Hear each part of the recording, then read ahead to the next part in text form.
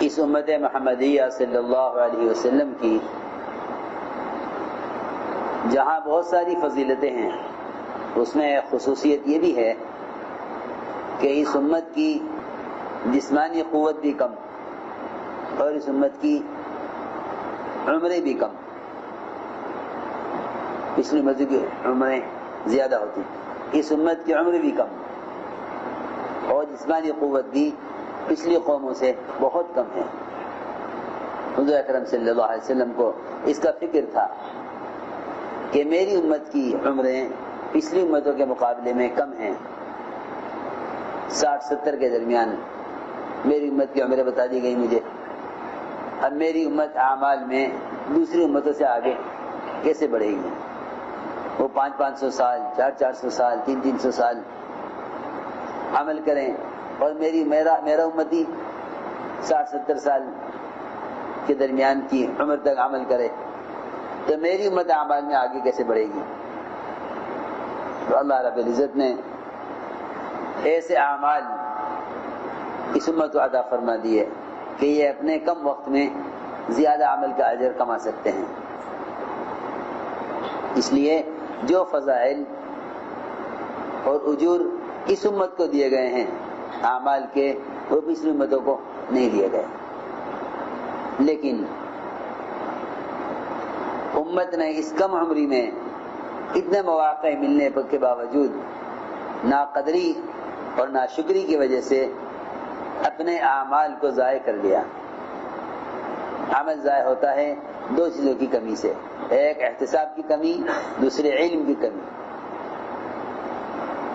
علم اور احتساب، جس عمل میں یہ دو چیزیں نہ ہوں وہ عمل بدعت بن جاتا ہے.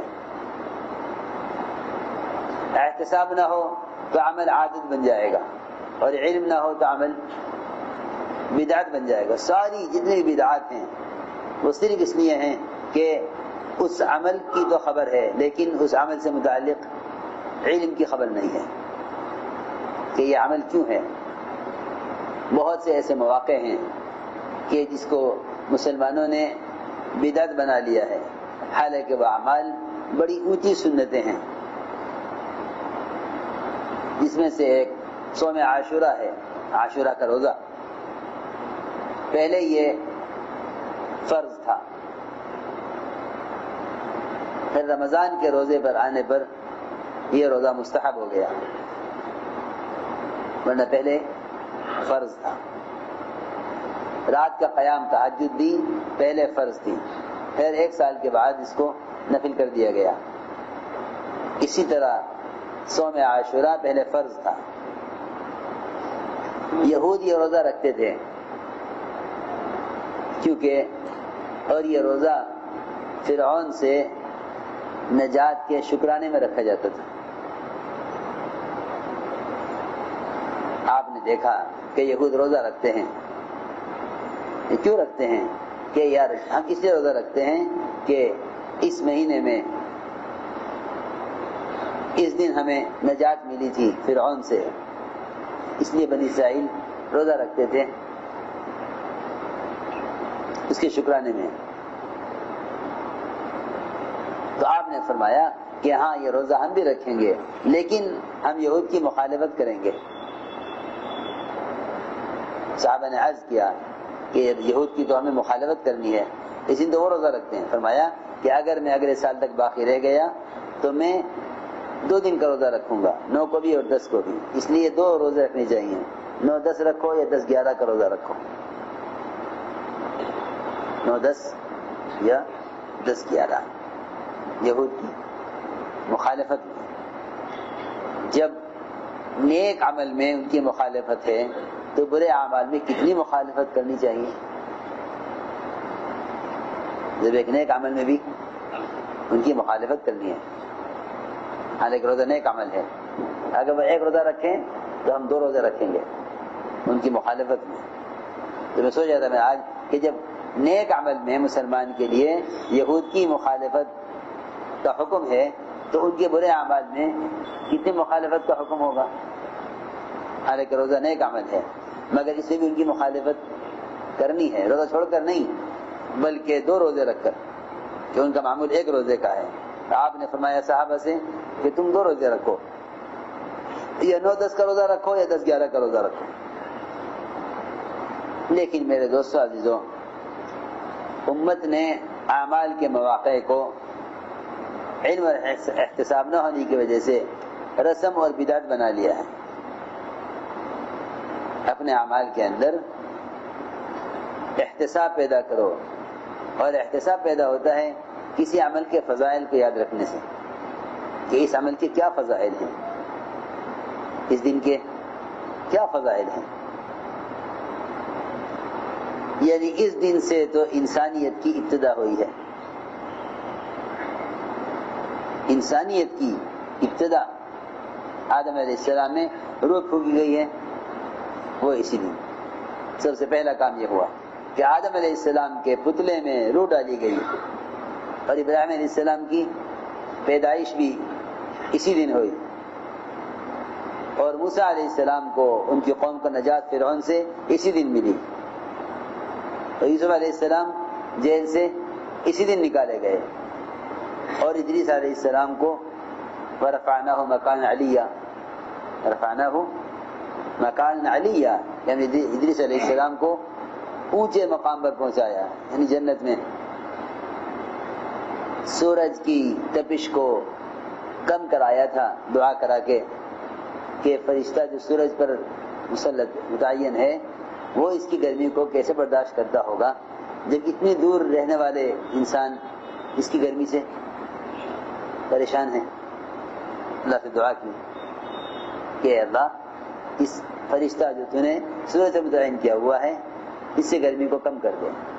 اس دن فرشتے نے محسوس کیا کہ آج مجھے سورج کی گرمی تپش کم محسوس ہو رہی ہے. اللہ سے پوچھا، اللہ نے فرمایا کہ ہاں ہمارا ایک بندہ ہے جسے تیرے لیے یہ دعا کی، ہم نے اس کی دعا پر تیرے لیے سورج کی گرمی کو کم کر دیا. کون بندہ ہے وہ؟ کہ وہ ادریس ہے. کہ اللہ جب اس نے میرے لیے یہ کیا ہے تو کیا میں اس کی ملاقات نہ کروں؟ کہ ہاں ضرور مل گیا ہو. آئے تو ادریس علیہ السلام کہ بھئی بات یہ ہے کہ میرا بھی یہ کام کر دو. کہ کیا؟ کہ سیر کرا دو ذرا جنت دوزخ. چلیے لے گئے کہ پہلے جنت دیکھیں گے؟ نہیں، پہلے جہنم دکھلاؤ، پہلے جہنم دکھلاؤ. کیسے لوگ پہلے جہنم دیکھ، پہلے جہنم دیکھی، پلسرات دیکھا، پھر جنت میں گئے، جنت میں ساری جنتیں دیکھی. میری کون سی ہے؟ کہ یہ آپ کی جنت ہے. اس میں داخل ہوئے، لگا اچھا تم جاؤ، اب تم جاؤ، چھٹی تمہاری، ہم تو یہاں رہیں گے. کہ نہیں، یہاں آپ کیسے رہیں گے؟ یہ کیسے نہیں رہیں گے؟ اللہ نے فرمایا ہے جو جنت میں داخل ہو جائے گا وہاں سے کبھی نکالا نہیں جائے گا.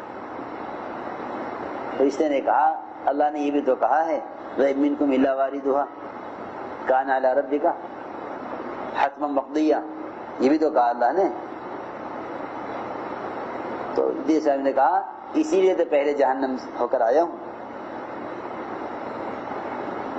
وہاں سے اس لیے گزر کے آیا ہوں. ہم تم یہاں سے جائیں گے نہیں. اللہ نے فرمایا چھوڑ دو میرے بندے کو. وَرَفَعْنَاهُ مَكَانًا عَلِيًّا، ادریس علیہ السلام اسی دن جنت میں داخل کیے گئے، اور نوح علیہ السلام کی کشتی جودی پہاڑ پر اسی دن آ کر رکی. یونس علیہ السلام مچھلی کے پیٹ سے اسی دن باہر پھینکے گئے، اور موسیٰ علیہ السلام پر توریت اسی دن نازل کی گئی. ابراہیم علیہ السلام کو آگ میں اسی دن ڈالا گیا، اور آدم علیہ السلام کی توبہ بھی اسی دن قبول ہوئی. اتنا کچھ اس مہینے میں کرنے کا ہے کہ رمضان کے بعد سب سے افضل مہینہ وہ محرم کا ہے، کیونکہ اللہ کا مہینہ ہے. شہر اللہ، اس مہینے کے ساتھ اللہ کی نسبت ہے. شہر اللہ المحرم بہت بہت نیکی کمانے کا مہینہ ہے، مگر جہالت نے اور بدعتوں نے اور پچھلوں کو دیکھ کر عمل کرنے والوں کے عمل نے بجائے انفاق کے اسراف پر ڈال دیا، اور بجائے اتباع سنت کے بدعتوں پر ڈال دیا. یعقوب علیہ السلام کی بینائی بھی اسی دن واپس ہوئی. یعقوب علیہ السلام کی بینائی چلی گئی تھی، یوسف علیہ السلام کا کنویں سے بھی نکالا جانا اسی دن ہوا، اور ایوب علیہ السلام کو شفا بھی اسی دن ہوئی، داؤد علیہ السلام کی توبہ بھی اسی دن قبول ہوئی، اور سلیمان علیہ السلام کو سلطنت دی کیا جو کچھ لینا ہے مہینے میں لے لو، جو کچھ لینا ہے اس مہینے میں لے لو، اس دن لے لو۔ قیامت کے دن کا قائم ہونا بھی یہ اسی مہینے میں ہے، قیامت اسی مہینے میں قائم ہوگی۔ حضرت عمر کی شہادت بھی اسی مہینے میں ہوئی ہے، اسی دن ہوئی ہے۔ بہرحال بہت سی چیزیں ہیں جو اس مہینے میں خاص طور پر پیش آئی ہیں، تو اہتمام کریں ساتھی روزہ رکھنے کا۔ ہاں لیکن اللہ کے راستے کی نقل و حرکت میں کمی نہ آنے دیں۔ صحابہ کرام اللہ کے راستے کی نقل و حرکت میں تاخیر نہیں کرتے تھے، اگرچہ ان کو خروج کی وجہ سے رمضان کے روزے بھی چھوڑنے پڑے جو فرض ہیں۔ ایسا نہ کرے کوئی کہ چلو جماعت میں نہ جا کے روزہ رکھ کے یہاں قیام کر لوں، ایسا نہ کریں۔ اگر ہمت ہو تو روزے کو اور خروج کو جمع کر لیں، ہمت نہ ہو تو خروج کو مقدم رکھیں، روزہ کھول لیں۔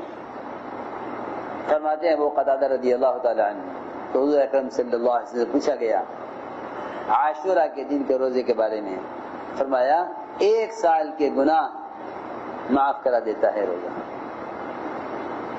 1 سال کے گناہ۔ ایک روایت ابن عباس فرماتے رضی اللہ عنہما کہ فرمایا حضور اکرم صلی اللہ علیہ وسلم نے، بلکہ حضور اکرم صلی اللہ علیہ وسلم نے روزہ رکھا عاشورہ کے دن کا، بلکہ حکم فرمایا اس دن کے روزے کا۔